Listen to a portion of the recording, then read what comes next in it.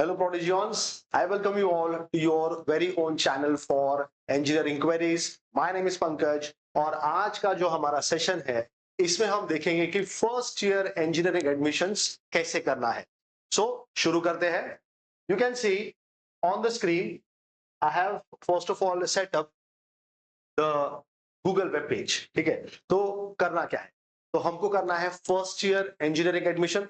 तो हम चले गए यहाँ पे और हमने टाइप कर दिया फर्स्ट ईयर इंजीनियरिंग एडमिशंस। ठीक है, let's put up over here, let's say FE 2025 engineering admission. तो यहाँ पे देखो पहला ही जो लिंक आया है वो किसका है, FE 2025 mahacet.org। इस पे क्लिक कर दो। As soon as you click it, then what will you observe is this first link, fe2025.mahacet.org। ये है तुम्हारा web link for your first year engineering admissions. तो अगर आपने इसके ऊपर क्लिक कर दिया तो आप पहुंच जाओगे ये वाले वेबसाइट पे।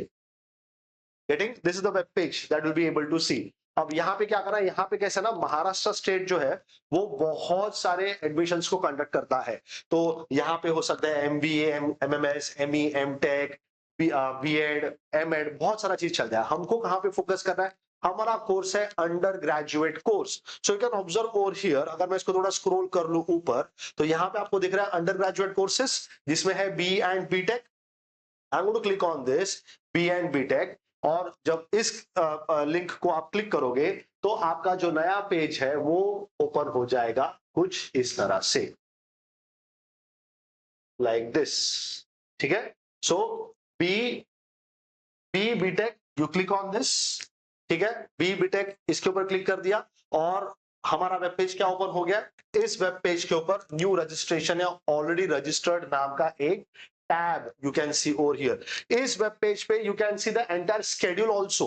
now when I say the entire schedule, कैसा होता है कि ये जो पूरा प्रोसेस है ये बहुत ही लंबा प्रोसेस है, कम से कम 1 महीना जाएगा ये पूरा एडमिशंस खत्म होने के लिए। तो ये पूरा जो स्केड्यूल होता है, पहला जो स्टेप है वो रजिस्ट्रेशन है, दूसरा स्टेप है लेट्स से आपका मेरिट लिस्ट लगाना है, तीसरा स्टेप है आपको ऑनलाइन ऑप्शन फॉर्म फिलअप करना है, चौथा स्टेप है लेट्स से अलॉटमेंट करना है, पांचवा स्टेप है आपका एडमिशंस प्रोसेस कंप्लीट करना है। तो ये जो सारे स्टेप्स है इनका जो स्केड्यूल रहेगा वो सारा स्केड्यूल आपको यहाँ पे मिल जाएगा when you click on this particular link. लेकिन अभी फिलहाल हमको वहां पे जाना नहीं है।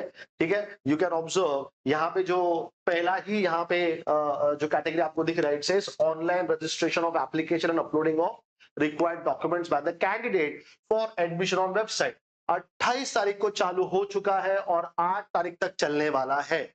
Now students please try and understand, 8 तारीख बोला है लेकिन यहाँ पे एक एस्टेरिक मार्क भी डाला हुआ है। तो 8 तारीख तक रजिस्ट्रेशन कर सकते हो, लेकिन जो मेरा पास्ट एक्सपीरियंस है वो ये कहता है कि ये जो डेट है वो थोड़ा बहुत चेंज होता है। तो 8 का 9 हो सकता है, 9 का 10 हो सकता है।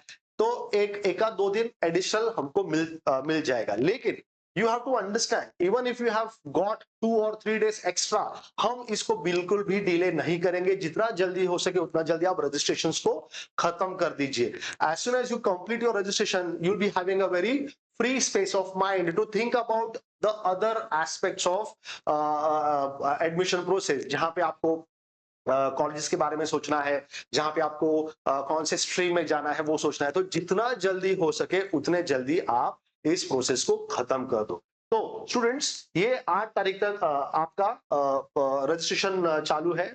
उसके बाद आप देखोगे कि आपको जो आपने डॉक्यूमेंट्स जो सबमिट करने हैं उनका स्क्रूटिनी करना पड़ेगा। 2 टाइप का स्क्रूटिनी रहेगा, एक ई स्क्रूटिनी है और एक फिजिकल स्क्रूटिनी है। तो ई स्क्रूटिनी में हमको कहीं पे भी जाना नहीं है, घर बैठे ही आप ऑनलाइन आपके सारे डॉक्यूमेंट्स को वेरीफाई करा सकते हो। So I would always recommend each and every student should definitely go for e scrutiny. दूसरा जो है वो फिजिकल स्क्रूटिनी होता है, जहां पे आपको किसी एक कॉलेज में आपके आजू बाजू जो भी कोई कॉलेज अलॉट किया जाएगा उस कॉलेज में आपको एक अलॉटेड टाइम में जाना है और आपको आपके सारे ओरिजिनल डॉक्यूमेंट्स लेके जाने हैं और आपको एक सेट फोटोकॉपी निकाल के सेल्फ अटेस्टेशन करके भी आप लेके जाइए to be on the safer side. ठीक है, ये दोनों चीज आपको लेके जाना है और आपको फिजिकल स्क्रूटिनी कराना है। सो फिजिकल स्क्रूटिनी में you will have to physically go to the college and make sure that all your documents are proper and then do the scrutiny of those documents. So I would personally always feel that it's better to stay at home and do the e-scrutiny. ठीक है, तो ये कब तक चलेगा? ये चलेगा 9 तारीख तक। ठीक है, सो इसीलिए मैं कह रहा हूं कि रजिस्ट्रेशन को डिले मत कीजिए, आप जितना जल्दी हो सके उतना जल्दी आप रजिस्ट्रेशन खत्म कर दीजिए ना। As I was telling you कि रजिस्ट्रेशन कैसे करना है, तो यहाँ पे ये जो आपको टैब दिख रहा है न्यू रजिस्ट्रेशन या ऑलरेडी रजिस्टर्ड। नाउ स्टूडेंट्स, अगर आप पहली बार इस वेबसाइट पे आए हो, if you have come here for the very first time, you have to go here new registration slash already registered. मैंने उसको क्लिक कर दिया। कैन यू सी दो अलग अलग कॉलम्स यहाँ पे हमको दिख रहा है। पहला है साइन इन, दूसरा है न्यू यूजर। ना इन दोनों में क्या फर्क है स्टूडेंट्स? अगर आपने सीईटी का एग्जाम दिया हुआ है, ठीक है, जेडब्ल्यू का एग्जाम दिया है नहीं दिया है उससे कुछ फर्क नहीं पड़ेगा। अगर आपने सीईटी का एग्जाम दिया हुआ है, you will be going into the sign in column. ठीक है, इस सेक्शन में आपको आना है। आपके पास आपका रजिस्टर्ड ईमेल आईडी है जो आपने यूज किया था जब आपने सीईटी का फॉर्म भरा था, और उसी वक्त आपका पासवर्ड भी था। तो ये दोनों चीज आपको यहाँ पे फिलअप करना है and then you will have to do the sign in. ठीक है, ये हो गया उन बच्चों के लिए जिन्होंने हमारा स्टेट का, जो महाराष्ट्र स्टेट का सीईटी का जो एग्जाम है वो दिया हुआ है। Now let's say you have not given the CET exam, then are you not eligible for the engineering admission process? Absolutely yes, you are still eligible. But now what you have to do is you have to go to the new user registration tab. You are a new user since you have not given the CET for the Maharashtra state. That's why you will become the new user. तो new user में आप जाओगे, let's say if I go here and register, so it will just ask you for all the required details, your name, middle name, isn't it, आपका last name, then आपका email, आपका password, date of birth। ठीक है, ये सब आप डाल के आप अपने आप को रजिस्टर कर सकते हो। अब दोनों में आई कैन से फायदा नुकसान क्या है। तो अगर आप न्यू रजिस्ट्रेशन कर रहे हो, if you have not given the CET exam, देन ये पूरे प्रोसेस में पार्टिसिपेट करने का जो फीस है which is 1000 rupees for open category and for scheduled caste और शेड्यूल्ड ट्राइब्स या और भी जो हमारे रिजर्व कैटेगरी कैंडिडेट्स हैं उनके लिए थोड़ा सा कम रहेगा। So you will have to pay that fees, that's the only difference. So if you have already given the Maharashtra state CET, तो आपको न्यू रजिस्ट्रेशन नहीं करना है। You are an already registered candidate. So as I was telling you, I'm not going to go over here because I'm assuming that most of you have already appeared for the Maharashtra state CET exam. So our focus should be on the registration process of the Maharashtra state CET candidate. इसमें कुछ अलग नहीं है, जो यहाँ पे होने वाला है वो वही सब यहाँ पे भी आएगा। Now students, what I'm going to do, I'm going to go to the same particular window। ठीक है, यहाँ पे आ जाएंगे तो आप साइन इन कर देना। जैसे आप साइन इन करोगे, now I am going to show you one very important document. ठीक है, if you can observe over here, if you can observe over here, यहाँ पे आपका आपने देखा इंफॉर्मेशन ब्रोशर दिया हुआ है। ठीक है, रूल्स एंड ब्रोशर, इसमें बहुत सारा डॉक्यूमेंट्स आने वाला है अभी। ठीक है, जो पहला डॉक्यूमेंट आया है वो इंफॉर्मेशन ब्रोशर आया है। इसमें क्या है ना, इसमें आपको जितना भी कुछ डिटेल्स है, जितना भी आपको जरूरत पड़ेगा इस फॉर्म को कंप्लीट करने के लिए, वो सब इंफॉर्मेशन इस डॉक्यूमेंट में दिया गया है। Now the most important document that you want to look into for is the user manual. Can you see user manual आपका मराठी में भी है और इंग्लिश में भी है। So I'm going to click on this user manual। तो ठीक है, इस यूजर मैनुअल में आपका पूरा प्रोसेस बहुत ही अच्छे से समझाया गया है। So I have already opened that user manual over here. You can see this is the user manual। ठीक है, इसमें आपका जितना भी पूरा प्रोसेस है, कौन से स्टेप में क्या करना है क्या नहीं करना है, ये सब कुछ इस डॉक्यूमेंट में आपको समझाया गया है। So I am going to take help of this particular document to make you understand how this admission process is going to be. तो स्टूडेंट्स, हमने क्या कर दिया, हमने रजिस्ट्रेशन कर दिया है। ठीक है, हमने हमारा जो लॉगिन आईडी था और जो हमारा पासवर्ड था, जो हमने सीईटी का फॉर्म भरते वक्त यूज किया है, वही यहाँ पे भी यूज करेंगे। और हमने लॉग इन कर दिया है। सो इस डॉक्यूमेंट में आपको सारा स्क्रीनशॉट मिल जाएगा, ठीक है। I am going to make use of the same particular document, ठीक है। तो ये सारे पेजेस आप स्किप कर सकते हो and you can directly come over here. तो जैसे ही आपने रजिस्ट्रेशन कर लिया, it is going to ask you whether you have appeared for both PCM and PCB MST CET. Now, since we are totally focusing on engineering admissions, we are going to make sure that we are going to focus on this particular part, PCM MST CET, ठीक है। तो you say yes, I have appeared, ठीक है। जिन बच्चों ने नहीं appear किया वो नो करेंगे and they will proceed further. Now students, what we are going to do, हमने यहाँ पे एप्लीकेशन नंबर डालना है, ठीक है। जो आपका सीईटी का एप्लीकेशन नंबर है, ये सारे डिटेल्स हर स्टूडेंट के पास होता है। Make sure that you fill up the details very properly, ठीक है। सो आप पहले डाल दो एप्लीकेशन नंबर, दूसरा डाल दो आपका जो रोल नंबर था वो, तीसरा डाल दो आपका डेट ऑफ बर्थ। ये जैसे ही आप डालोगे, यहाँ पे आपको एक रेडियो बटन दिख रहा है, चेक पीसीएम सीईटी डिटेल्स। जैसे ही आप इस बटन पे क्लिक करोगे, it will show you your marks. आपको फिजिकली मार्क्स एंटर करने का जरूरत नहीं है। वेबसाइट पे ऑलरेडी आपका डेटा फीड किया गया है। आपने जो सीईटी का एग्जाम दिया था वही वेबसाइट है ये, तो इनके पास आपका डेटा ऑलरेडी प्रेजेंट है। तो आपको फिजिकली कोई यहाँ पे मार्क्स एंटर नहीं करने।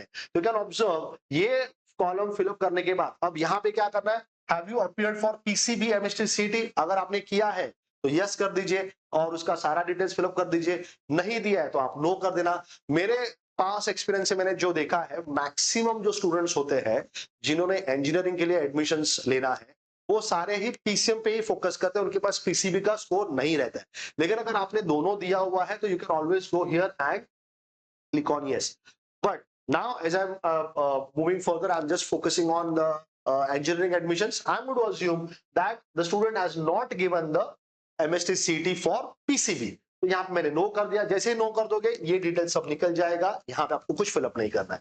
Once you have done this, ठीक है, once you have done this, see, application number डाल दिया, रोल नंबर डाल दिया, डेट ऑफ बर्थ डाल दिया, जो भी ये स्टूडेंट था, ठीक है, उसका सब डिटेल्स यहाँ पे रिफ्लेक्ट हो रहा है। Can you see what is the name, how much marks in physics, how much in chemistry, how much in mathematics, what's the total PCM score, everything is already there on the website. You are not entering anything physically. चलो ये हो गया आपका, ठीक है। अब क्या होता है ना कि अगर आपने जेईई का भी एग्जाम दिया है और आपने सीईटी का भी एग्जाम दिया हुआ है, तो आप दोनों एग्जाम्स का यूटिलाइजेशन कर सकते हो फॉर सीकिंग और for reserving admissions into engineering. अगर आपका जेईई का स्कोर ज्यादा अच्छा है तो आप जेईई के स्कोर के ऊपर भी आप एडमिशन सिक्योर कर सकते हो। अगर आपका सीईटी का स्कोर ज्यादा अच्छा है तो आप सीईटी के स्कोर के ऊपर भी एडमिशन सिक्योर कर सकते हो। तो ये ऑप्शन कब आएगा, ये जब आप धीरे धीरे आगे बढ़ोगे, ठीक है। फॉर्म में आपको एक ऑप्शन मिलेगा, do you want to enter your JEE marks, लेकिन इसके लिए आपको थोड़ा इंतजार करना पड़ेगा। ये कुछ स्टेप्स के बाद आने वाला है। तो students, if you already have your JEE score, make sure that you have the proper documents of it. आपके पास जेईई स्कोर कार्ड होना चाहिए, ठीक है, पीडीएफ वर्जन में, और वो आप अपलोड कर सकते हो। इसका आपको ध्यान रखना है। Now we are going to move further, ठीक है। तो जेईई स्कोर के बारे में बात करूंगा मैं थोड़ी देर के बाद जब वो स्क्रीन में आएगा। Now look at this.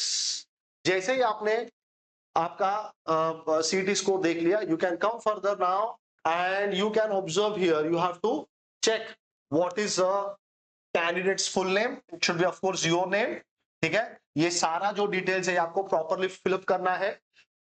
Fathers name, mother's name, gender, isn't it? Confirm your gender, date of birth, ठीक है, confirm your date of birth, every single detail that you can see over here, सारा details properly fill up करो। सारे details का documentation होना जरूरी है। For instance, can you see here, you are saying that your annual family income is this much, 50,000 to 1 lakh rupees. Now these are very less annual income. See, it's an annual income. ये monthly income नहीं है, ये आपका पूरे साल का, पूरे family का, आपके फादर का, आपके मदर का, अगर आपके कोई भाई बहन है जो ऑलरेडी वर्किंग है and they are not married, तो उन सबका फैमिली इनकम काउंट किया जाता है। ये सारा मिलके जो भी आपका इनकम रहेगा वो आपको यहाँ पे फिलअप करना है। And I would strongly recommend students, please give authentic data. Now let's say you want to opt for something called as a TFWS seat, tuition fee waiver scheme. ठीक है, अगर आपके परसेंटेज बहुत ज्यादा अच्छे हैं लेकिन आपका फाइनेंशियल स्ट्रेंथ इतना नहीं है कि आप इंजीनियरिंग में एडमिशन ले सकते हो, तो महाराष्ट्र स्टेट का ये बहुत ही अच्छा आई कैन से प्रोग्राम है जहां पे पूरा ट्यूशन फी आपका वेव ऑफ हो जाएगा। प्रॉब्लम इज व्हेन आई से ट्यूशन फी, तो से किसी कॉलेज का फीस 1 लाख रुपया है, तो उसमें से 50,000 रुपीज ट्यूशन फी रहता है, कुछ अमाउंट डेवलपमेंट फीस में चला जाएगा, कुछ अमाउंट आपके एग्जाम फीस में चला जाएगा, कुछ अमाउंट स्टेशनरी में चला जाएगा, ऐसे बहुत सारे क्राइटेरियाज होते हैं। तो जो ट्यूशन फी का अमाउंट आपका होगा वो वेव ऑफ हो जाएगा। तो ये नहीं आपको कंसिडर करना है कि अगर 1 लाख रुपया फीस है तो पूरा का पूरा वेव ऑफ हो जाएगा। No, it is only the tuition fee that will be waived off. ठीक है, तो अगर आपको उस सीट के लिए अगर आपको ऑप्ट करना है तो आपके पास इनकम सर्टिफिकेट होना चाहिए। जो भी आपने इनकम यहाँ पे मेंशन किया है वो जस्टिफाई करने वाला सर्टिफिकेट आपके पास होना चाहिए। सो नाउ स्टूडेंट्स, आपने आपका फैमिली इनकम डाल दिया, नेशनलिटी डाल दिया, ठीक है, मातृभाषा, region, whatever it is, ये सब फिलअप करने के बाद आप आओ आगे, आपका एड्रेस डाल दो, जो भी आपका एड्रेस है। Please again as I said fill up authentic data. ठीक है, ये सारा जो डेटा है आपका बहुत ही ऑथेंटिक होना चाहिए, सबका डॉक्यूमेंटेशन आपके पास प्रेजेंट होना चाहिए।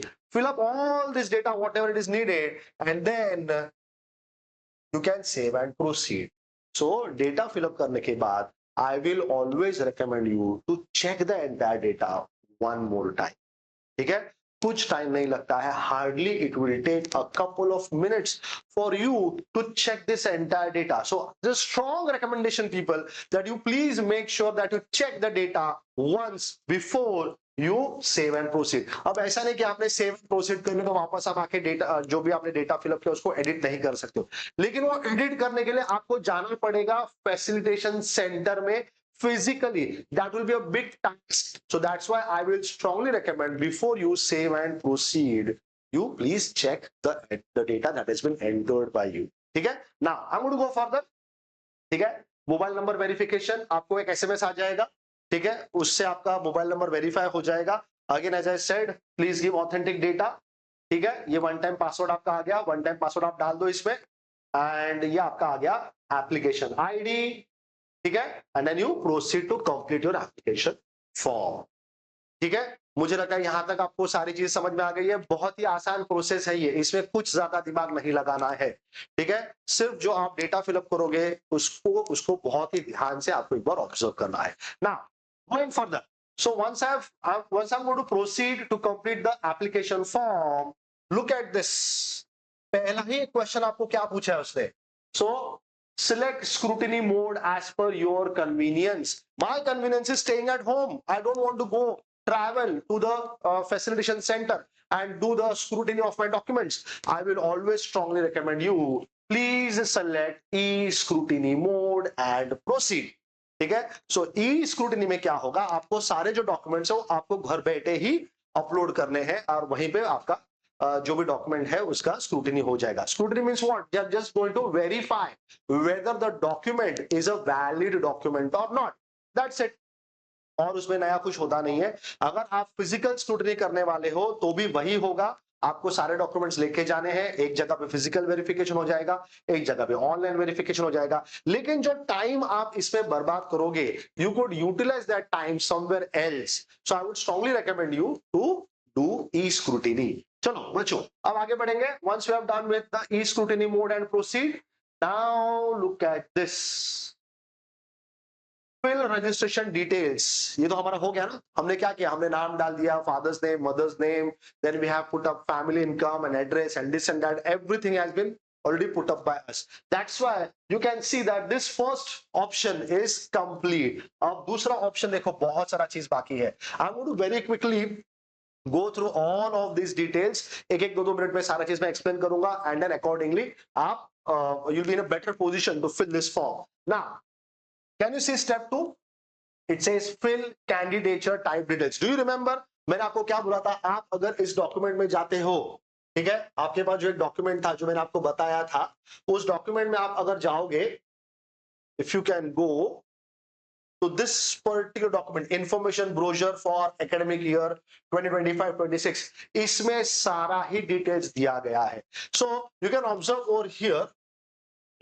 ओवर हियर, जो कैंडिडेट टाइप है, it is type A, type B, type C, type D, type E, OMS, Jammu and Kashmir migrants, OMS, ठीक है, J&K migrant, J1, J2, J3, J4 and so on. ठीक है, तो जनरली क्या होता है, बच्चों को पता नहीं होता है कि वो कौन से कैंडिडेचर टाइप में बिलोंग करते हैं. I will give a very simple example. If you are born in Maharashtra, then of course you must be having a birth certificate. If your education has been done in Maharashtra or your parents are staying in Maharashtra for the last 20 years, then you fall into type A. Most of us, ठीक है, अगर मैं 100 बच्चों का data लेता हूं तो 100 बच्चों में से I have found that 98 students will belong to type A. Can you see here? Candidates passing SSC and also HSC or maybe diploma engineering the student has done from a recognized institution in Maharashtra state. Your education needs to be from the state of Maharashtra. Your birth has to be in the state of Maharashtra, or your parents have to be staying in Maharashtra for the last 20 years. I have come across few of my students, parents बहुत साल से मुंबई में रह रहे, लेकिन जो बच्चों का जन्म है वो हुआ है लेट्स से किसी विलेज में which is not in the state of Maharashtra. UP में हो गया, बिहार में हो गया, झारखंड हो गया, कोलकाता हो गया, कहीं पे भी उनका बर्थ यहाँ का नहीं है, बर्थ कहीं और का है, but the parents are staying over here. So आपको क्या लगेगा, now you will need something called as a domicile certificate. Students, domicile certificate सबको जरूरी नहीं है, ठीक है, उन बच्चों के लिए जरूरी है जिनका जो बर्थ है वो इस स्टेट में नहीं हुआ है. सो आपको कोई डॉक्यूमेंट तो प्रूफ करना पड़ेगा ना कि that you have been staying in this particular state for a very long duration, isn't it? So you have to get the domicile certificate. But अगर आपका जो बर्थ है वो इसी स्टेट में हुआ है, in the state of Maharashtra, then you don't need any kind of domicile certificate. This is some question that students usually keep on asking me कि हमको चाहिए क्या domicile certificate, हमको चाहिए क्या. तो मेरा यही जवाब होता है, domicile certificate उनके लिए बनाया गया है जिनका बर्थ महाराष्ट्र स्टेट में नहीं हुआ है.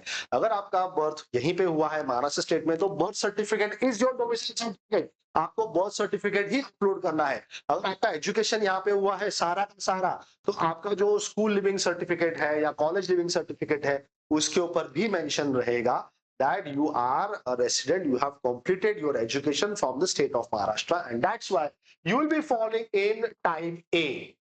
ठीक है, ये जो टाइप ए है वहां पे can you see now candidate who does not fall in type A यहां पे नहीं है, but whose mother or father is domiciled in the state of Maharashtra and possesses domicile certificate. Now you getting, आपका जन्म यहाँ पे नहीं हुआ लेकिन आपके पेरेंट्स यहाँ पे रह रहे हैं बहुत सालों से and you have the domicile certificate, then you fall into type B. Then आप टाइप ए टाइप बी को बिलोंग नहीं करते हो, can you see, do not fall in either type A or type B, but father mother is an employee of government of India or government of India undertaking and who has been posted or reported to the duty in Maharashtra state before the last date for submission of application form for CAT. So अगर आपके parents government employees है, किसी दूसरे state से यहाँ पे आए हैं और अभी आपका जो आगे 4-5 साल का जो आपका पूरा रहना है वो अगर इसी स्टेट में होने वाला है, then you belong to type C, and then so on there is type D, type E and so on. ठीक है, so as far as my experience goes, most of the candidates fall into type A because you have been born into the state of Maharashtra. चलो अब आगे बढ़ते हैं, बहुत ही हमने time इसके ऊपर ले लिया, लेट्स मूव अहेड. ठीक है, एक बार आपका कैंडिडेचर टाइप हो गया, again save and proceed.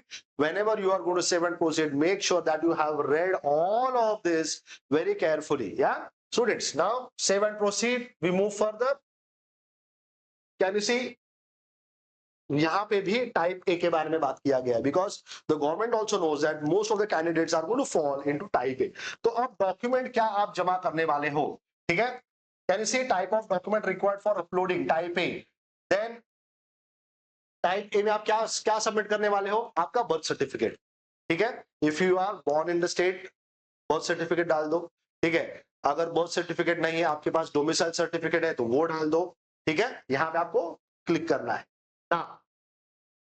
Select district from which candidate has passed SSC, again state of Maharashtra, वहां पे डाल दो कौन से डिस्ट्रिक्ट से आपने पास किया है। तो जब आप महाराष्ट्र स्टेट में हो तो वहां पे बहुत सारे डिस्ट्रिक्ट्स है, तो हर एक डिस्ट्रिक्ट में लेट्स से मुंबई डिस्ट्रिक्ट हो गया, या लेट्स से सातारा हो गया, या कोई और डिस्ट्रिक्ट हो गया, तो कौन से डिस्ट्रिक्ट से आपने आपका एसएससी पास किया है वो आपको यहाँ पे एंटर करना है।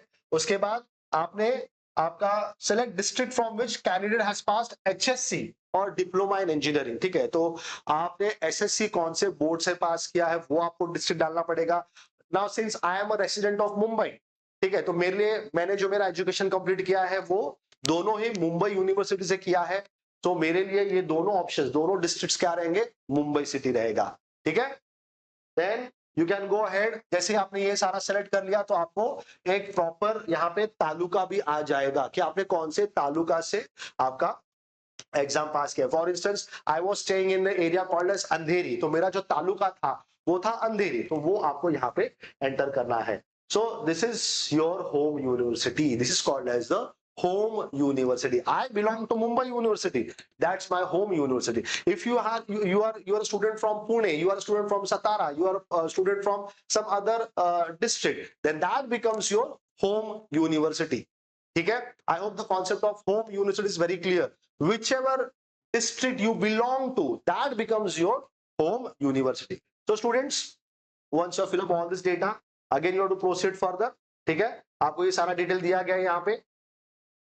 Now this is something very important, ठीक है। आप कौन से कैटेगरी में बिलोंग करते हो, ठीक है। Whether you belong to an open category, whether you belong to a scheduled caste, scheduled tribe, nomadic tribe, OBC, economically backward class, SCBC, socially and economically backward class, अगर आप किसी कैटेगरी में belong करते हो, again I am telling students, आप जिस भी category में बिलोंग करोगे, ओपन कैटेगरी में आपको कोई जरूरत है कोई भी डॉक्यूमेंट सबमिट करने का, लेकिन अगर आप किसी स्पेसिफिक कैटेगरी में बिलोंग करते हो तो उस कैटेगरी का जो भी रिक्वायर्ड डॉक्यूमेंट्स है वो आपको सबमिट करना पड़ेगा। I will give a very simple example, let's say if a student belongs to scheduled caste category, SC category में है या एसटी कैटेगरी में है, तो आपको सिर्फ कास्ट सर्टिफिकेट पे काम नहीं होगा, कास्ट सर्टिफिकेट के साथ आपको there is some additional document called as validity certificate, that also you need to submit. So जैसे जैसे आप इसमें फिलअप करते जाओगे, the system will keep on asking you ये डॉक्यूमेंट है क्या आपके पास, वो डॉक्यूमेंट है क्या आपके पास,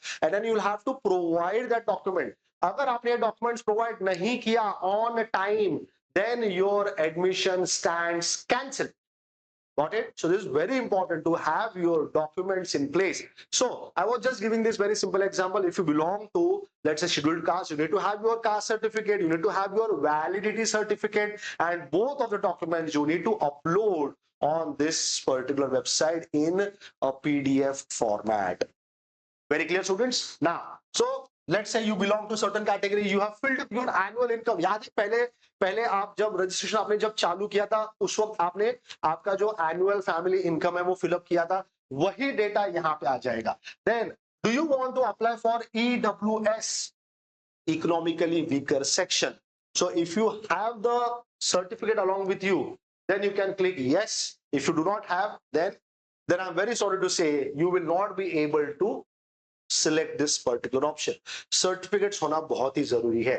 So then if you belong to some kind of let's say scheduled caste में हो, then what caste name you want to enter, so whichever caste you belong to, yeah, sub caste जो, you have to fill up that sub caste over here.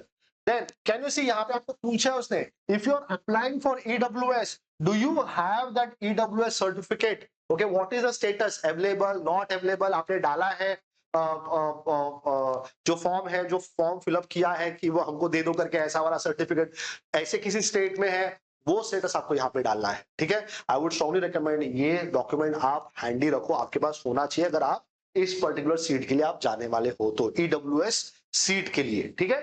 So again once all this data is done, save and proceed, move further, ठीक है। Move further, come over here, are you a person with disability? So if a person is there with disability, ठीक है, whatever kind of disability it is, you have to fill up over here, ठीक है। Again, person with disability, इनका एक अलग reservation होता है। So if you have proper supporting document for the same, then you go ahead with this. If you are not applicable into this, let's say not applicable, ठीक है। Then is your parent a defence personal? If it is applicable, you say yes he is, because defence personal का भी एक अलग reservation है, defence type 1, defence type 2, ठीक है। So make sure that you have all the documentation along with you, और आपको सारा ये चीज बहुत अच्छे से पता है, ठीक है। सो अगेन, फैमिली इनकम क्या है आपका, वो आपको जो हमने पहले डाला था वही यहाँ पे भी आ जाएगा, ठीक है। ये अलग अलग नंबर इसलिए दिख रहा है क्योंकि इस डॉक्यूमेंट में अलग अलग बच्चों का जो स्क्रीनशॉट है डेटा का, वो लिया गया है। अदरवाइज जो फैमिली इनकम आपने शुरुआत में डाला था, वही फैमिली इनकम यहाँ पे रिफ्लेक्ट होने वाला है। Now, can you see, do you want to apply for TFWS? जो मैंने आपको कहा था, सपोज किसी कॉलेज में 100 सीट्स है, there are 100 seats in a particular branch. Above this 100 seats, there are 5% more seats. तो 100 का 5% कितना हो गया? 5 हो गया। तो 100 के ऊपर और 5 सीट रहेगा, जो उन बच्चों के लिए रहेगा जिन्होंने TFWS के लिए अप्लाई किया है। सो ट्यूशन फी वेवर स्कीम का क्राइटेरिया क्या है? आपका जो फैमिली इनकम है वो 8 लाख रुपए से कम होना चाहिए, ठीक है। This is something very important, इसका आपके पास सर्टिफिकेट होना बहुत ही जरूरी है। So your family income must be less than 8 lakh rupees, ठीक है। Then you will be eligible for the TFWS scheme, ठीक है। Once this is done, are you orphan, ये वाला ऑप्शन भी आप चेक कर लो whether it belongs to you और not. Do you belong to minority candidature type? This again something very important, students. Do you belong to minority status? Now I'll give you a very simple example. I am from the state of Maharashtra. I'm from the state of Maharashtra. I belong to the district of Mumbai. In Mumbai there are 65 colleges, और 65 colleges में कुछ ऐसे colleges हैं जो linguistic minority follow करते हैं, कुछ ऐसे colleges हैं जो religious minority follow करते हैं। For instance, what is a linguistic minority? Linguistic means language, ठीक है। So कुछ कॉलेजेस में लैंग्वेज बेस्ड माइनॉरिटी सीट्स होता है, तो 50% सीट्स माइनॉरिटी में रहेगा। So if you are a Hindi speaking, so I will give a few names from Mumbai University. So Hindi speaking है तो ठाकुर कॉलेज हो गया, माइनॉरिटी कॉलेज है। LR तिवारी हो गया, माइनॉरिटी कॉलेज है। तो ये हिंदी स्पीकिंग के लिए है। तो अगर आपके पास ऐसा सर्टिफिकेट है which proves that you are a Hindi speaking community, then you can go for the minority category, ठीक है। If you are a religious minority, उसमें 50% सीट्स रिजर्व रहेगा उन बच्चों के लिए वो इस माइनॉरिटी टाइप को बिलोंग करते हैं। So if you are going to belong to any kind of minority, linguistic minority और religious minority, please do select that you belong to what kind of minority, linguistic and religious, ठीक है। ये हो गया। Again save and proceed, ठीक है। Now you are going to fill up your marks. SSC mathematics marks कितना मिला है, एसएससी साइंस का मार्क्स कितना मिला है, एसएससी इंग्लिश का मार्क्स कितना मिला है, और एसएससी में एग्रीगेट टोटल मार्क्स कितना मिला है, ठीक है। ये फिलअप करने के बाद आप आगे आ जाओ। What else do we have over here, ठीक है। सीट नंबर भी डालना है आपको, ठीक है। एसएससी का जो भी आपका सीट नंबर रहेगा, please fill up that very properly. Fill up all the marks over here, कौन से साल में आपने कंप्लीट किया है वो, और कौन से बोर्ड से आपने ये एग्जाम दिया था, एसएससी का बोर्ड आपका कौन सा था। तो ये सारा डिटेल्स आप फिलअप कर दो, और अब आप आगे आओ, ठीक है। See, can you observe this something very important, when are you eligible to fill this entire form, ठीक है। मैंने सारा फॉर्म का प्रोसेस तो चालू कर दिया, but whether I am eligible और not is a very important question.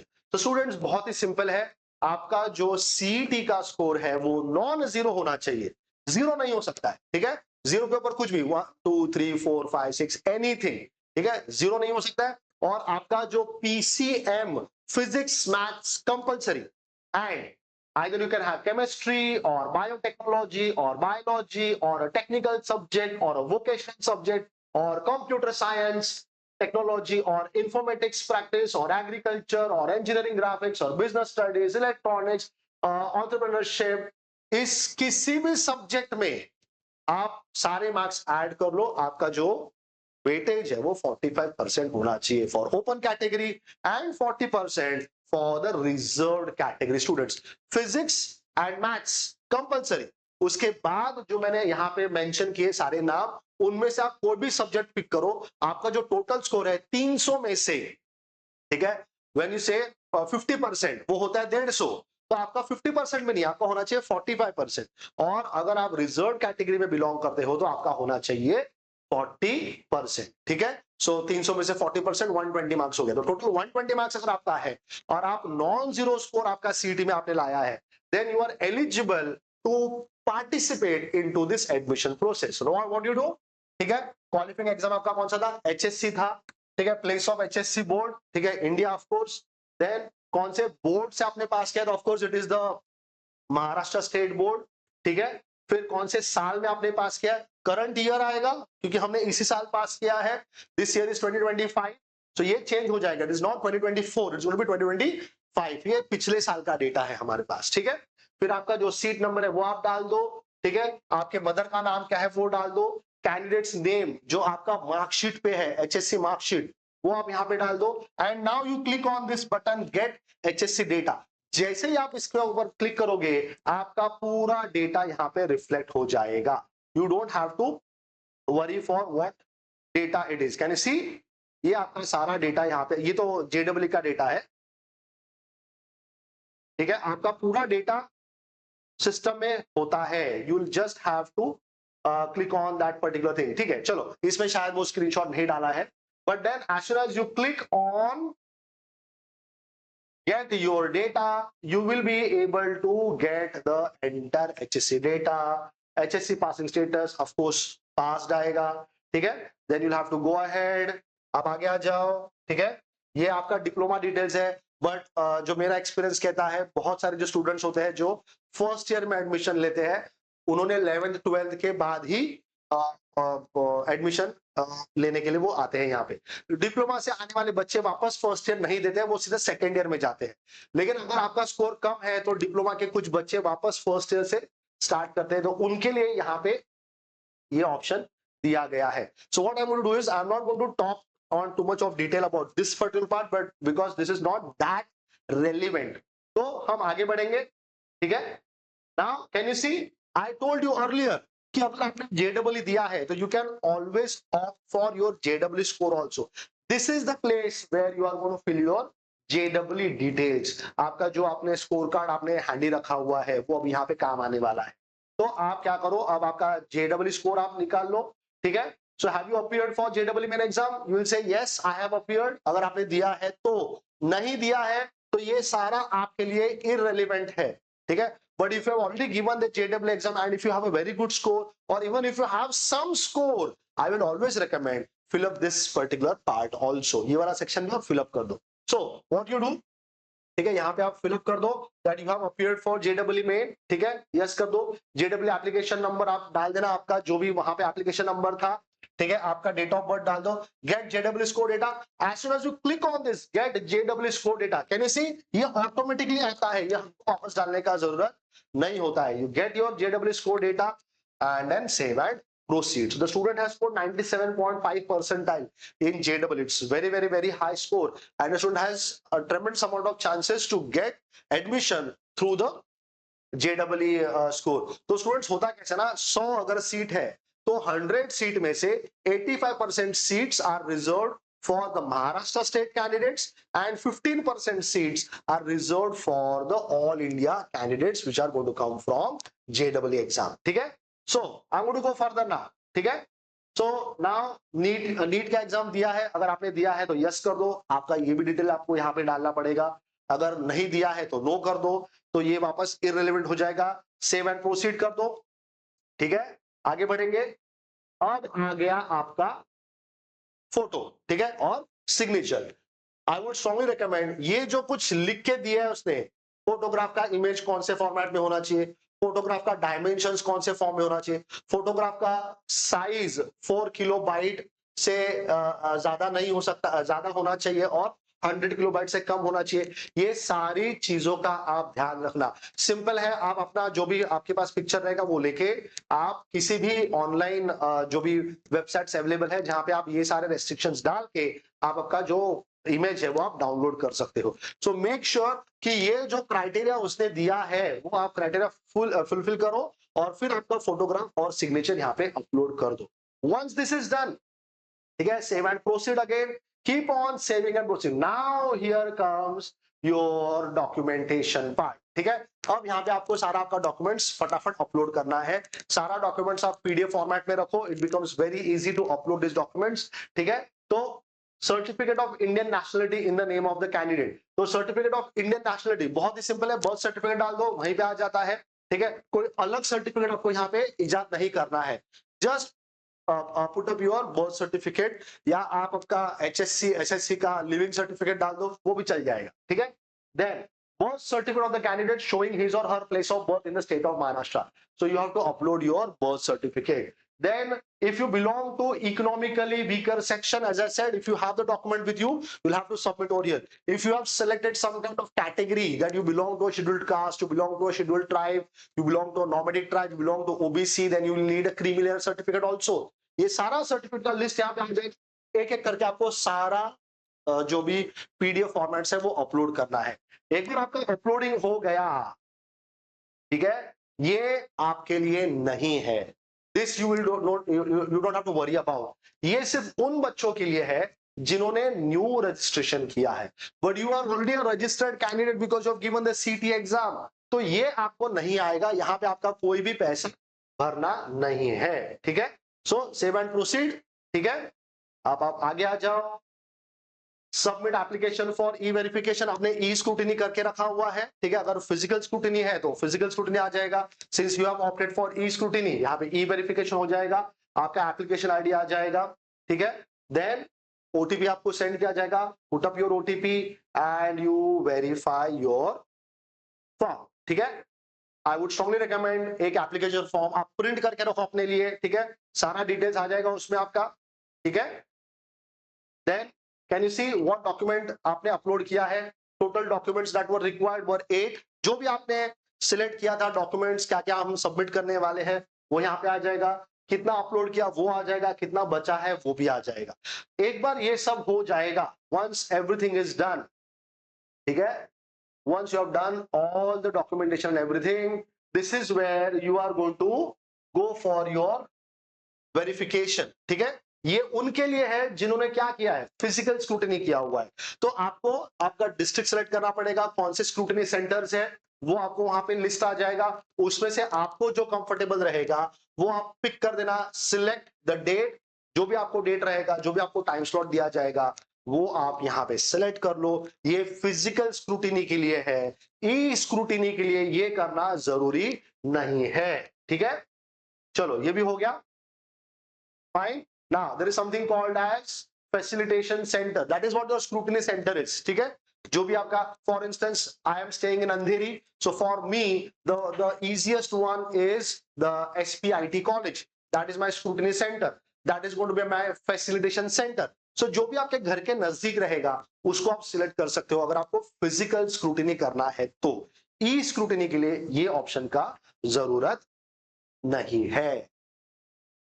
Yes students, I hope ये जो मैंने कुछ एक्सप्लेन किया है with the help of the document which is already there on the website, I am pretty confident that some part of it, or I am pretty confident that most of the part of this is being understood by you, and I am totally aware that you will be having lot of questions also, ठीक है। So I would strongly recommend you कि आपका जो भी questions रहेगा, आपका जो भी queries रहेगा, हमारे इस वीडियो के जो कमेंट बॉक्स है, आप अपने क्वेश्चंस उस कमेंट बॉक्स में डाल दीजिए। I will do my best to try and answer your questions at the earliest opportunity available. Students, ये प्रोसेस यहाँ पे खत्म नहीं हुआ है, ये तो जस्ट शुरुआत है, अब और बहुत लंबा जाना है, दिल्ली अभी बहुत दूर है, ठीक है। ये खत्म होने के बाद हमको क्या करना है, ये जब सब कुछ खत्म हो जाएगा, इसके बाद जो अगला स्टेप है वो रहेगा हमारा मेरिट लिस्ट, ठीक है। उसके ऊपर भी एक छोटा वीडियो बनेगा कि मेरिट लिस्ट क्या होता है, कैसे तुमको देखना है, क्या कहां पे क्या चीज आने वाला है। मेरिट लिस्ट होने के बाद once your merit list is done, then आएगा आपका option form filling, online option form filling. तो आपको 300 कॉलेज फिलअप करने कि कौन से कॉलेज में जाना है, मुझको कौन सा स्ट्रीम लेना है, उसके ऊपर भी हम एक अलग वीडियो बनाने वाले हैं। ऑप्शन फॉर्म फिलअप होने के बाद फिर एडमिशन प्रोसेस आगे कैसे बढ़ेगा, इन सब का हम पूरा इंफॉर्मेटिव वीडियोस हम एक के बाद एक यहाँ पे हम डिस्क्लोज करते रहे. So students, this is all from my side. I'm going to sign off for today, but I'm pretty sure that you will come back for the next informative video on first year engineering admissions. Students, have a great day.